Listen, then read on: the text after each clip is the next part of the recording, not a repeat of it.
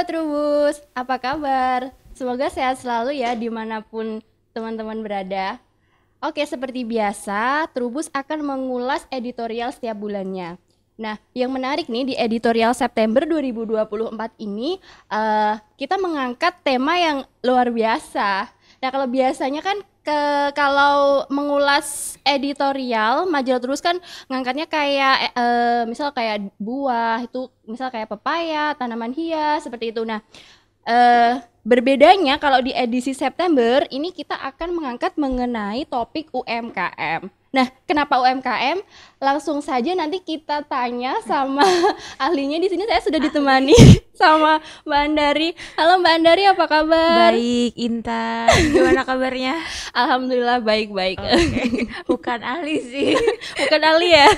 Ahli lah Mbak. Cosplay jadi ahli aku hari ini. Oke. Ini Mbak, biasanya kan kalau Trubus itu mengulas misal kayak kemarin nih Agustus kita temanya mengenai inovasi. Kalau nggak salah ini UMKM baru pertama ya? Dulu sih pernah juga sih UMKM, tapi memang jaraknya tuh jauh-jauh gitu dari yang sekarang kita terbitin gitu. Kita nerbitin UMKM ini karena kan sekarang itu kan UMKM kan jadi semacam mesin penggerak perekonomian kita ya. Dan menurut Bapak Menteri juga UMKM kita itu terutama yang pertanian itu porsinya cukup banyak gitu. Jadi penggerak UMKM di pertanian, perikanan, perkebunan itu ternyata juga memberikan sumbangsih yang besar pada perekonomian di negara kita. Jadi kita pengen ngangkat teman-teman atau para pelaku usaha agribisnis itu di edisi September ini gitu. Oke, menarik banget ya Mbak ya. Berarti ada banyak deretan UMKM ya di dalam edisi ini ya? Ada banyak sekali deretan UMKM-nya. Ada apa aja ini Mbak? Banyak sih. Jadi kita menyajikan UMKM-nya itu mulai dari pertaniannya sendiri, perikanan, kemudian tanaman hias juga ada, terus unggas, madu, dan juga produk-produk hilir itu juga kita ngangkat juga di edisi September ini gitu. Semakin penasaran nih, langsung kita kupas aja ya Mbak ya. Iya, kita kupas untuk yang pertama ya. Yang pertama, oke. Oh, ini ada gambar bandeng ya kalau nggak salah ya Mbak? Iya, ini ikan bandeng presto nih sahabat Trubus. Kalau di daerah Pantura, terutama Jawa Barat, Panturanya Jawa Barat itu kan banyak banyak tambak juga kan. Sebenarnya di Jawa Tengah juga banyak sih tambak, tapi karena ini lokasinya dekat dengan Jakarta atau tepatnya tuh di Karawang, di sana itu ternyata banyak pengolah ikan bandeng presto dan itu jadi mata pencaharian utama bagi teman-teman yang ada di sana gitu. Dan kita kemarin kan datang ke salah satu pengolah ikan bandeng presto namanya Pak Cainul Karim. Nah, itu beliau masih muda nih, under 45. Muda atau tua ya kalau di bawah 45 ya? Kalau buat Intan sih tua, tapi kalau buat aku masih muda. Itu, dan penghasilannya tuh sebulan itu tuh gede sekali dari pengolahan ikan bandeng presto. Jadi kalau Pak Cain ini mengolah ikan bandeng prestonya itu sudah dalam bentuk frozen dan tidak menggunakan bahan pengawet, tidak menggunakan bahan perasa buatan kayak MSG gitu kan, tidak pakai pewarna, jadi semuanya tuh bahan-bahan alami memang. Harganya sih cukup masih bisa terjangkau sih buat kita para konsumen, itu sekitaran 20 sampai 25 ribuan gitu untuk isi 2 atau 3 ekor tergantung ukurannya. Nah, ternyata ini Pak Cain ini udah menyetok ke banyak mitra. Jadi mitra beliau itu ada mitra besar, ada mitra kecil. Kalau yang mitra besar itu adalah pabrik, jadi untuk catering pabrik gitu, pakainya ikan bandeng presto ini gitu. Berarti bisa jadi sumber inspirasi buat nelayan ya Mbak ya. Karena kan biasanya kan kalau semisal kayak gitu langsung jual segar, jual mentah kayak gitu. Kalau dengan pengolahan kayak gini kan nilai produknya bisa lebih meningkat. Kualitasnya tadi nggak pakai MSG juga ya? Jadi kualitas kan berarti nggak pakai pewarna, bagus ya pengawet, gitu ya Mbak ya. Ini kalau kata orang ekonomi tuh menambah nilai tambah, menambah value produk. Kalau bahasa kerennya lagi adalah hilirisasi. Udah ada frozennya juga lagi. Udah ada frozennya. Lebih tahan lama ya. Benar, harus di frozen ya. Kalau kalau nggak frozen karena ini tanpa bahan pengawet buatan, tentu kalau di ruangan biasa akan lebih cepat busuk. Tapi Oke. kalau di frozen, bisa tahan lama. Tapi gitu. cara pengolahannya ada nggak Mbak di artikel? Kalau cara pengolahannya tidak dijelaskan ya, Iya. karena itu kan rahasia perusahaan. Tapi kalau untuk bahan bakunya, bahannya apa itu dijelaskan sih di artikel. Ada videonya juga. Oke. Ya itu nanti buat sahabat Trubus kalau yang penasaran gambarannya tuh di sana seperti apa gitu Iya, ya Mbak ya. benar. Kemarin kita ambil video juga di Ambil sana. video. Nanti jangan lupa dicek sendiri di channelnya Majalah Trubus. Iya. Tayang kapan Mbak? September pokoknya.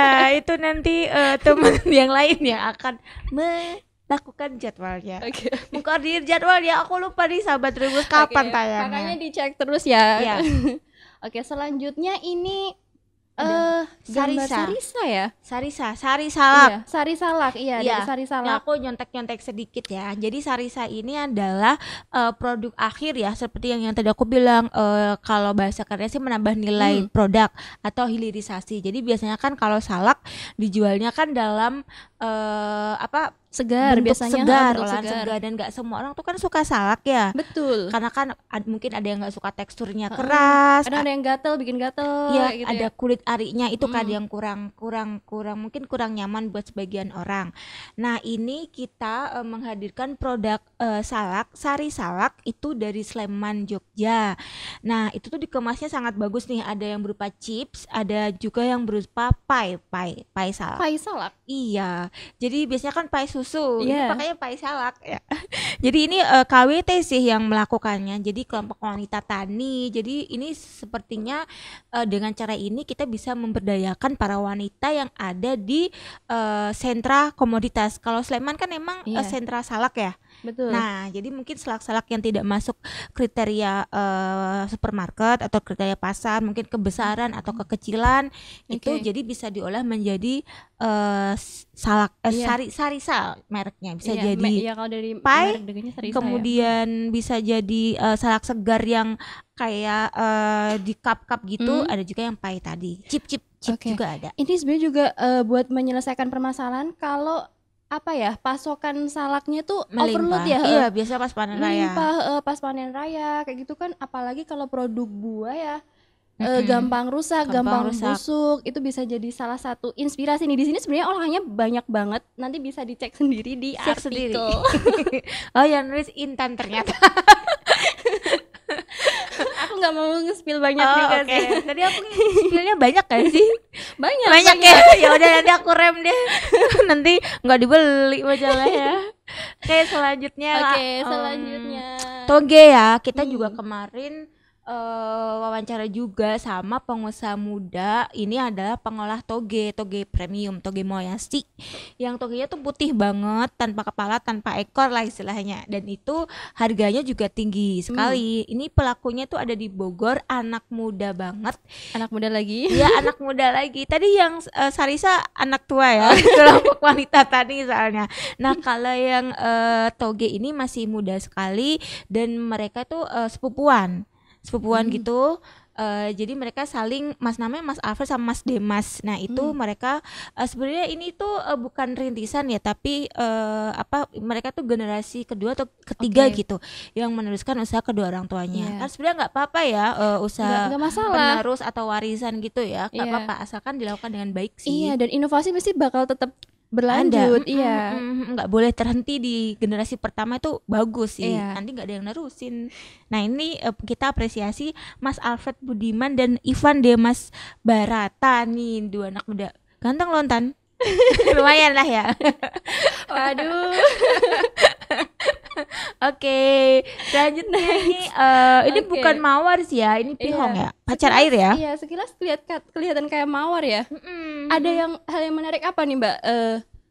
Biasanya jarang ya. Jarang. Trubus tuh mengangkat pihong termasuknya Jarang sih, Jarang kan karena ya? kan orang tuh pihong atau pacar air ya, tapi ini pacar air yang kelepaknya besar-besar kan. Iya. Beda dengan pacar air yang biasanya kita tanam di pinggir jalan yang kelepaknya cuma 1 lembar atau 2 lembar gitu. Nah, ini ternyata pihong ini dibudidayakan dengan cara budidaya yang baik dan benar gitu. Biasanya kan Iya. cuma hanya tanaman pagar. betul. Ini di bedengan Iya. kan. di bedengan, ada jarak tanamnya, dan itu dijual bertonton ya, berapa ton? Iya pokoknya setiap hari selalu ada panen dan omsetnya tuh jutaan. Nah ini Iya. bisa jadi inspirasi nih. Tujuannya untuk apa nih? Berkarung-karung sih sebenarnya. Kalau tonasinya nanti dicek sendiri ya di artikel. Cuman kurang lebih tuh kalau nggak salah perharinya tuh sampai 8 karungan, Mbak. Iya Kalau sih. tujuannya sebenarnya kalau pihong kan nggak jauh-jauh dari bunga buat kayak di makam gitu loh. Oh iya, iya Buat, benar. pemakaman kayak gitu. Kalau di rangkaian kan materinya kan masih sedikit ya. Kalau nggak salah ya Mbak Titis yang Iya. Jarang sih yang menggunakan pihong atau pacar air untuk rangkaian bunga. Karena memang peruntukannya tuh memang bunga Tabur. buat bunga tabur untuk ziarah makam seperti itu. Dan itu selalu ada, memang selalu ada setiap harinya itu. Dia kan mungkin apa namanya, kalau ini tuh agak susah untuk dirangkai karena kan rapuh ya bunganya. Betul, airnya lebih banyak gitu. Airnya lebih banyak. Jadi emang lebih cocok untuk bunga tabur, tapi ternyata bisa buat cuan ya. Iya, potensinya tuh sangat luar biasa lah. Ya, nanti kita tanam. Iya, pokoknya tuh di pemasarannya tuh di makam-makam, dan itu pasokannya tuh memang masih dibutuhkan karena balik lagi pembudidayanya juga masih sedikit. Masih sedikit kayak Nah, gitu. bisa jadi sahabat Trubus nih yang mau nanam inspirasi pihong. baru ya. Kok pihong sih namanya Iya, ya? pihong. Iya. Orang bener Cisauk kan ini di Iya, di Cisauk. Cisauk ya. Nyebutnya pihong Petani sih. nyebutnya pihong, Iya. tapi kurang tahu kenapa namanya pihong. Padahal aslinya pacar air ya itu ya. Namanya sih, nama umumnya sih pacar Pacar air, air ya. tapi nggak apa-apa. Pihong. Mungkin ada yang tahu pihong artinya adalah. Ini sebenarnya ada ayam ya, ayam frozen juga. Ini bukan dikebunkan sih, diternakkan itu awalnya itu tuh skalanya kecil, tapi ternyata itu dengan menggunakan probiotik, kemudian dengan menggunakan teknik budidaya ayam yang benar. Jadi namanya nih Pak Kukuh nih. Pak Kukuh ini dapat uang atau cuan tuh banyak dari penjualan karkas ayam ini gitu. Dan sebenarnya dibumbuin nih. Pengemasannya juga bagus, divakum seperti yang digambar. Jadi nilai tambahnya lebih baik, lebih bagus. Balik lagi ya ke nilai tambahnya di produk itu gitu. Ya. Apalagi kan udah dibumbuin, berarti sangat praktis ya Mbak ya. Tinggal buat anak kos ya. tinggal sobek, goreng. Enggak sih, sobek, buat orang-orang gitu kota kan juga penting banget kayak gini. Mama-mama muda sekarang kan maunya yang simpel-simpel Jadi ya. nggak perlu bikin bumbu terus marinasi gitu, tinggal buka aja perlu. langsung masak, seng selesai. Iya. Jadi kita bisa kerja cari cuan lagi. Waktunya bisa dimanfaatkan buat yang lain gitu. Oke. Nah, ini teh kamu, teh dia lucu ya Kalau namanya. teh aku Ini teh dia itu adalah produk teh biasa sebenarnya, tapi kalau biasanya kan kita kalau biar manis itu kan pakai gula kan. Nah, ini pakai gula pasir stevia gitu ya Mbak ya. Pakainya stevia. Jadi sehat nih sahabat Trubus. Jadi menggunakan teh dan stevia, campuran teh dan stevia. Jadi sudah manis. Udah dikemas dalam satu kantong gitu ya, kantong teh gitu ya. Iya. Berarti praktis banget ya. Iya nih, di fotonya di majalahnya juga gitu nih sahabat Trubus. Jadi kalau kalian tinggal celupin aja tehnya, nggak usah tambahin gula diseduh, lagi, itu rasanya sudah manis. Oke. Apalagi ketambahan kalau stevia tuh memang pemanis yang bagus ya Mbak ya. Sehat, maksudnya dalam tanda kutipnya tuh dia sehat kan. Iya, lebih sehat dibandingkan gula biasa gitu. Gula pasir. Gula pasir ya, gula pasir putih. Kalau perbandingannya itu 70% teh hitam, 30%-nya tuh stevia kering gitu sahabat Trubus. Jadi buat yang mau kembali ke gaya hidup sehat atau nggak mau makan gula pasir lagi, bisa menggunakan teh dia ini. Oke. Ini bentar nih Mbak, aku potong sebentar. Ini kan kita boleh. UMKM ya. Ini kayak gini yang memproduksi masih skala UMKM Mbak? Masih skala UMKM sih, belum skala massal. Jadi semua ini masih UMKM semuanya. Gitu. Tapi ini menarik loh. Iya. Kelihatan eksklusif. Kemasannya bagus kan? Iya. Kemasannya bagus, terus ya covernya juga dibikinnya bagus. Nah itu sih menambah nilai suatu produk Oke, gitu. oke, Jadi oke. bukan teh biasa tapi teh dia. Wow. Pernah nyobain nggak, Mbak? Belum. Kayaknya mahal ya. Kalau seperti ini pasti iya, karena kan stevia itu kan produknya juga masih sedikit kan. Tapi dari kalau stevianya sih aku udah pernah Iya, nyoba stevianya. stevianya Tapi sendiri. campur sama teh yang lain kayak Iya, gitu tapi ya. campur sama teh yang lain. Kalau teh dianya sendiri Mm-mm. belum pernah. Stevianya aja harganya kan juga cukup Iya, cuman lebih. berapa Iya. tetes kayak gitu. Itu udah manis gitu. Ya, sebandinglah dengan kesehatan yang ditawarkan Betul, dibanding betul. dengan gula pasir biasa gitu. Jadi ya worth it kalau kita beli teh dia. Mari kita coba nanti. Nanti ya beliin ya. Ini adalah Botol-botol apa ini? Madu, ya, kalau madu, nggak salah ya? madu. Iya, ini dari PT Bima Boga Arta. Heeh. Jadi madunya ini belibet nih ngomongnya. Madunya ini itu dikemas jadi lebih kekinian, lebih bagus nih sahabat Trubus. Kalau yang di foto ini tuh sajiannya PT Bima Boga Arta di salah satu hotel bintang 5. Jadi sudah masuk hotel bintang 5 madunya. Oh, berarti marketnya memang di hotel-hotel yang berbintang Benar, 5 benar, gitu ya. benar. Dan ini masih skala UMKM juga. Jadi jangan sepelekan UMKM. Karena omsetnya banyak dan juga bisa menggerakkan istilahnya orang-orang di Iya. sekitar ya. Iya ya, tenaga kerja kan lebih ke Iya, seperti tenaga itu ya, kerja Mbak di ya. sekitar. Kebanyakan kan mereka-mereka ini yang tadi ya mulai dari bandeng, ayam, kemudian toge, pihong, Sarisa itu malah Sarisa, ibu-ibu itu ibu-ibu semua. KWT, Iya. terus ini juga itu memberdayakan orang-orang di sekitar itu dan juga kebanyakan komoditasnya adalah komoditas yang memang sudah ada di situ gitu. Iya ya. Heeh. Kayak bahan alam situ gitu kan ya. Jadi produk situ Mm-mm. dikelola, dikemas dengan lebih baik lagi, jadilah Iya. produk yang bernilai jual lebih tinggi. Iya. Gitu. Next. Ini Oh, gambar ini jagung. ya. Jadi Ada apa, Mbak? Ada hal menarik apa nih cerita di lahan jagung. ini? Bukan jagungnya sebenarnya ya, Apa tuh? tapi adalah pupuknya. Oke. Jadi- Gambar selanjutnya kayaknya ada gambar pupuknya deh. Oh, enggak ya? Bukan. Oke. Jadi mungkin di belakang aku atau di belakangnya Intan nih, di belakangnya Intan ada pupuk. Atau di belakang aku ada nih. Oh iya, ini. Ini nih, atau di mana sih? Ya udah inilah ini. Iya, ini biar diambil. Jadi Trubus itu punya produk pupuk nih, sahabat Trubus POC. Pupuk organik cair. Nah, aku pinjem nih. Iya. Ini. Naptan Ini, kiri. ini. Tereng, jreng. Terus kemana? Ke sana ya. Ke sini ya. Iya. Nah, Ini itu namanya ya. promosi nih.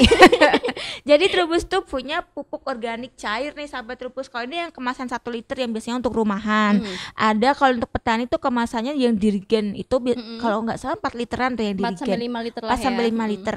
Nah, ini itu gunanya itu untuk tanaman hortikultura, itu bagus. Nah, kalau yang di foto tadi kan jagung. Jadi ada petani jagung itu yang berhasil mengurangi penggunaan pupuk kimia hanya dengan menggunakan POC Trubus gitu. Jadi biasanya pupuk kimianya itu dipakai itu pas awal dan juga di pertengahan untuk pupuk susulan ya. Iya. Nah, kalau yang diwawancara sama kami itu hanya menggunakan pupuk kimia di awal saja. Nah, untuk selanjutnya cuma menggunakan pupuk organik cair punya Trubus ini gitu. Ini dari bahan-bahan alami sih, minyak lemak Asam amino. lemak hewani Iya. dan itu banyak mengandung asam amino Iya. yang dibutuhkan oleh tanaman sahabat Trubus gitu. Jadi kalian kalau mau beli silakan beli di website kita ada ya. Kemudian di ini toko orange, Di toko marketplace ijo. kesayangan lah ya. Nah, itu bisa tuh beli di situ. Kalian yang punya mangga bisa kasih POC. Iya. Punya apa lagi di rumah Berarti belimbing? nggak hanya hortikultura ya, Mbak ya? Yang lain bisa nggak? Bisa, padi juga bisa. Padi Hmm. bisa. Tanaman pangan kan, tanaman Pangan. bisa juga. Sebenarnya tanaman-tanaman lain pun juga Tanaman bisa sih. hias juga bisa. Pada dasarnya konsepnya kan sama kan Iya, ya? pada Kalau dasarnya kayak sama. gitu ya. Dia itu adalah pembenah tanah sih sebenarnya. Jadi dia meningkatkan kesuburan tanah dan akhirnya penyerapan unsur harianya ke tanaman itu lebih cepat aja, lebih bagus gitu. Dan sebenarnya kalau ngomongin POC itu sustainability-nya ya Nah, mungkin ya. sustainability, keberlanjutan, SDGs dong ya. Itu kan maksudnya buat jangka panjang Iya, kan gitu ya. benar, Lebih ke benar. arah situ juga ya. Untuk jangka panjangnya juga bagus sih, karena kan tidak merusak tanah ya, Iya. tapi malah memperbaiki tanah gitu. Strukturnya. Gitu. Selanjutnya ini hawar ya, hawar di kentang. Apa itu, Mbak? Hawar ini tuh pokoknya hawar itu tuh aku nggak tahu kenapa disebut dengan hawar. Istilahnya itu adalah dia sebenarnya terserang cendawan aja, Phytophthora infestan, busuk aja sih sebenarnya. Dia itu biasanya bercak-bercak coklat atau hitam pada daunnya. Nah, itu biasanya musuh petani banget sih untuk hawar daun kentang. Terutama di kentang ya. Iya, di petani kentang. Tapi setiap petani itu pasti punya cara tersendiri kan untuk mengatasi serangan penyakit. Tapi ini ada petani yang kita wawancarai itu dia menggunakan fungisida aja yang tepat. Jadi memang harus pakai fungisida yang tepat sih untuk bisa mengendalikan penyakit ya, karena penyakit itu kan lebih cepat merambat, menjalar dibanding dengan hama ya, karena penyakit itu kan biasanya karena spora, kena angin dikit ya sudah cepat nempel ke organ tubuh yang lain gitu. Jadi memang harus segera diatasi dengan optimal gitu. Bisa menggunakan fungisida atau bisa juga menggunakan varietas yang tahan Phytophthora seperti Medians, atau bisa juga pakai granola, bisa juga pakai AR08. Jadi pertama harus pakai varietas yang benar-benar tahan serangan cendawan, terutama Phytophthora infestan. Yang kedua ya tetap menggunakan budidaya yang baik dan benar, pakai fungisida. Tapi ya harus sesuai dengan kebutuhan ya fungisida, jangan terlalu banyak juga. Anjurannya nanti resisten. Dijelaskan nggak Mbak nih di dijelaskan artikel? di sini fungisida berbahan aktif propamokap, hidroklorida dan klorotalonil nih sahabat Tubus. Jadi nanti bisa dibaca fungisidanya. Next. Nah, selanjutnya apa? Ini. Oh iya, kayu manis. Jadi di rubrik perkebunan kita mengingatkan kalian kalau kita punya varietas unggul ya, kayu manis. Kayu manis kan salah satu rempah juga kan yang dibutuhkan kalau kita bikin cake gitu kan, atau bikin kuliner yang lain gitu. Nah, kita itu punya kayu manis varietas unggul namanya Zeina agribun 02 yang bisa menghasilkan 2,3 kg kulit kering per pohon per tahun. Ada juga Zeina agribun 01 yang adaptif di dataran rendah gitu. Balik lagi sih, memang pertama kali yang kita pilih kalau kita berbudidaya adalah varietas yang unggul gitu. Selain teknik di lapangan ya, misal pengolahan lahan, pengendalian hama dan penyakit, penyiraman, pemupukan dan lain-lain, jangan lupakan juga yang namanya varietas unggul itu tetap harus kita perhitungkan. Investasi di awal berarti ya. Benar, investasi di awal. Istilahnya kita sudah punya body yang sehat gitu. Tinggal makan yang enak biar sehat dan berproduksi. Kalau genetiknya udah oke kan. Ya pasti ya tinggal dirawat, tinggal dikasih skincare. Ya, selanjutnya vanili. Sama juga nih, vanili juga. Ini juga kita selain kita menggunakan varietas unggul, kalau untuk vanili itu kan harus diolah dulu ya biar dapat vanilinnya atau vanilinya. Nah, itu caranya ada banyak untuk mendongkrak kadar vanilin. Ini salah satunya dengan pakai teknik pelayuan atau kuring yang tepat nih sahabat Tubus. Jadi berarti ini inovasi di tekniknya. Ini inovasi ya di hilirnya. Hilirnya. Jadi kan kalau untuk kayu manis kita tadi menyajikannya tentang varietas unggulnya, berarti di hulunya. Nah, kalau vanili ini kita menyajikannya di bagian hilirnya. Ada inovasi di bagian hilir biar kita dapat kadar vanilin yang kita inginkan atau yang tinggi pasti ya kalau untuk vanili gitu. Berarti berpengaruh juga ya Mbak ya kayak gitu. Maksudnya itu berarti dari pasca panen kan? Pasca panen sangat penting kalau untuk vanili. Sebenarnya semua juga penting sih pasca panen ya. Jadi kalau di pertanian ya dari hulu sampai hilir, dari kita pilih benih sampai kita istilahnya sampai siap untuk dimakan, itu semuanya penting sih. Makanya kalau jadi petani itu harus sabar dan telaten ya Mbak ya. Iya benar. Kemarin habis heboh nih Mbak masalah ini kecubung. Padahal tuh kecubung tuh buat orang pertanian tuh bukan hal baru tahu. Dia tuh antara racun dan obat lah si kecubung. Dan ini di sini juga dijelaskan juga sih kalau kita itu dokter Sruklola Mulyadi itu pernah bahas juga di webinarnya tentang kupas tuntas kecubung antara racun dan obat. Nah, kecubung sendiri pedoman penyalahgunaannya tuh belum diatur dalam undang-undang, baik Undang-Undang Nomor 35 Tahun 2009 maupun Permenkes Nomor 30 Tahun 2023. Jadi belum ada gitu. Nah, tapi memang dia bisa mengakibatkan efek halusinasi, itu memang benar.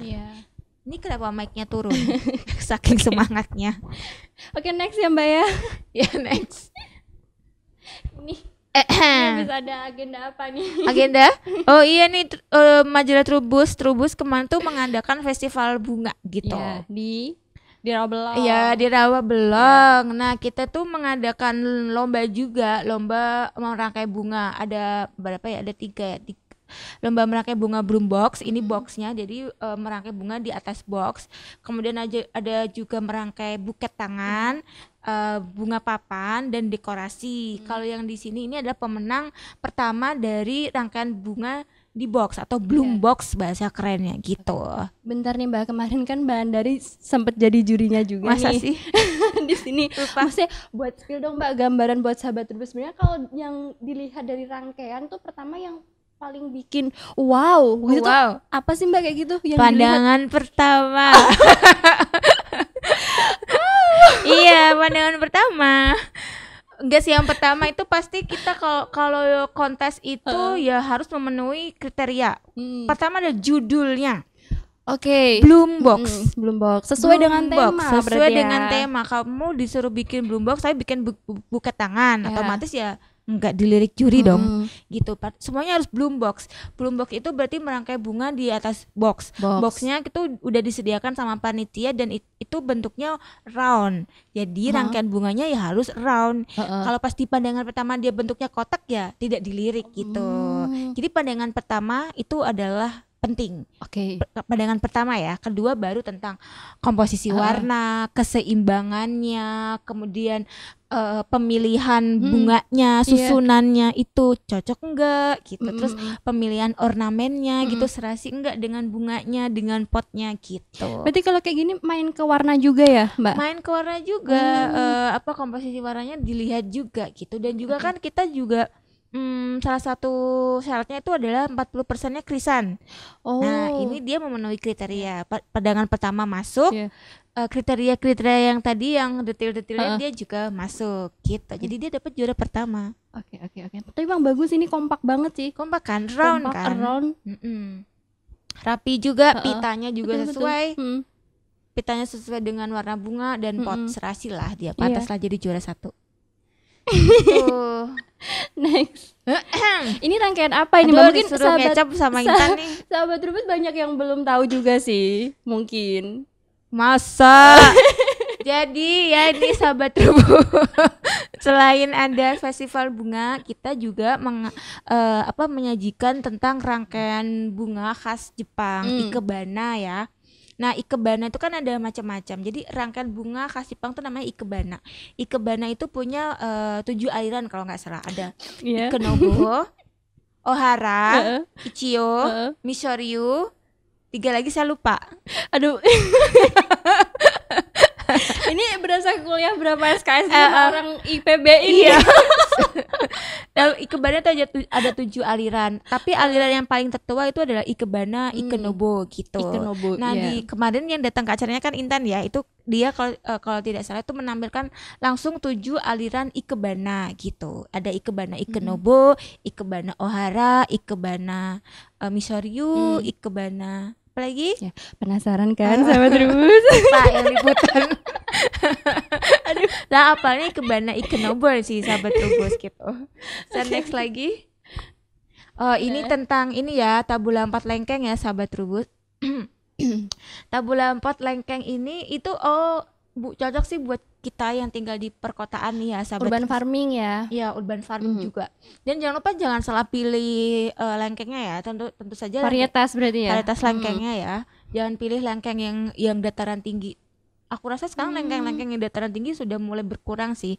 Nah, pilihnya lengkeng yang cocok ditanam di dataran rendah karena kebanyakan orang kan sekarang tinggal tuh di perkotaan yang panas ya. Dan kalau untuk membuahkan lengkeng seperti ini itu tidak kamu tanam ujuk-ujuk berbuah gitu tuh enggak ya.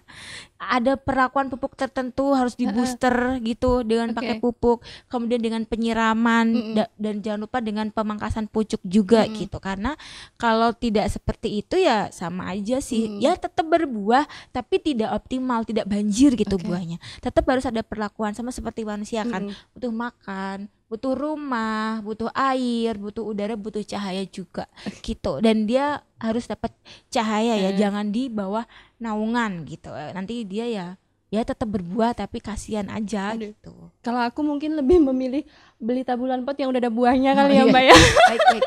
Baik. Bisa tapi lebih mahal. Oh berarti meningkatkan nilai jual lagi ya? Iya, meningkatkan nilai jual lagi. Tabulan Tabulan pot yang sudah berbuah ya sahabat Trubus itu harganya bisa sampai jutaan. Bisa 1,5 2 juta gitu. Ukuran pot yang paling diameter 50 sentian kayak gitu ya? Iya, 50 75 tergantung tanamannya, tergantung dia buahnya selebat apa gitu. Apalagi lengkeng dia lebih mahal. Ya nggak apa-apa sih.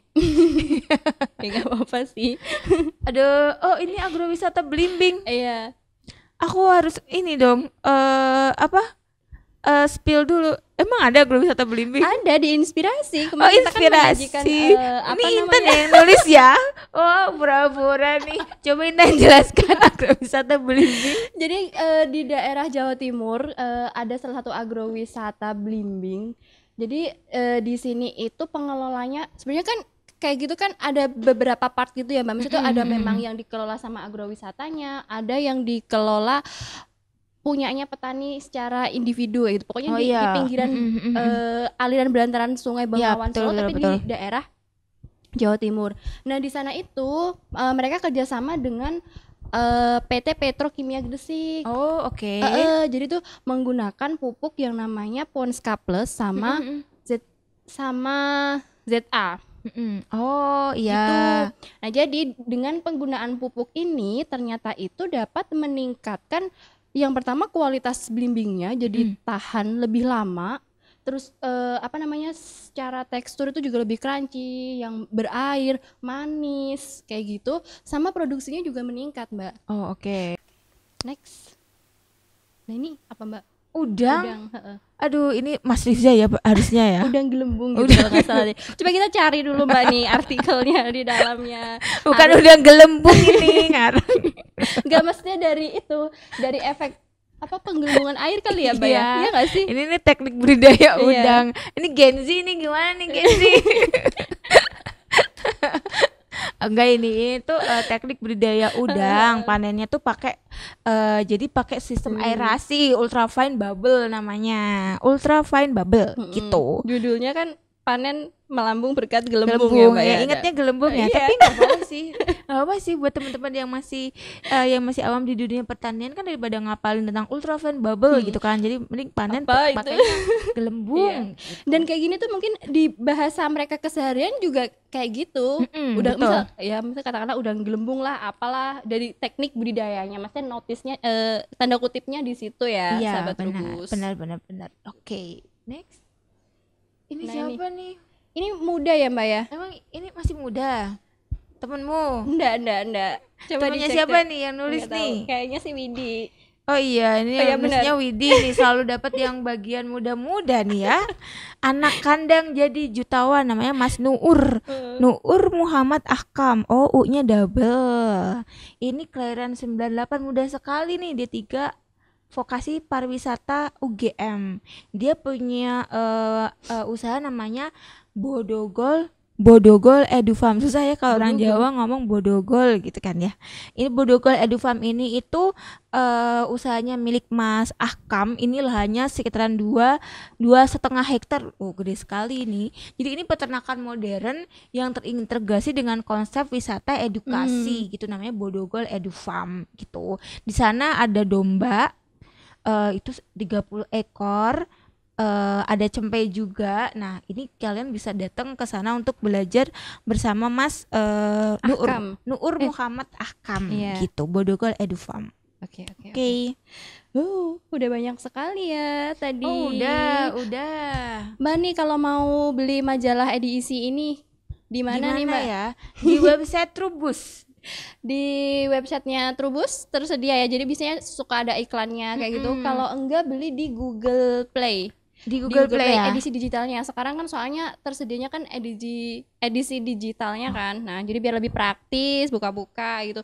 Sekarang kan serba digital semua. Jadi kalau semisal sahabat Trubus pengen beli, akses aja di Google Play, berlangganan lewat situ. Oke. Begitu. Jangan lupa beli majalahnya juga ya di websitenya ya. Mbak boleh di-spill nggak nih edisi selanjutnya apa nih? Kita mau angkat apa? Lagi ditulis nih. Edisi Oktober itu kita mengangkat tentang pengusaha muda. Yang muda-muda yang berkarya gitu ceritanya. Dan bertepatan juga dengan Hari Sumpah Pemuda. Tanggal berapa ya Hari Sumpah Pemuda ya? 28 Oktober ya. Bener kan? Gitu. Iya. Iya nggak sih? Iya kan ya.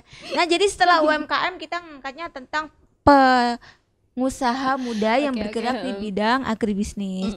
Susah nih, kita lagi pusing nih. Sudahlah, jangan curhatin sih. Curhat dikit gitu.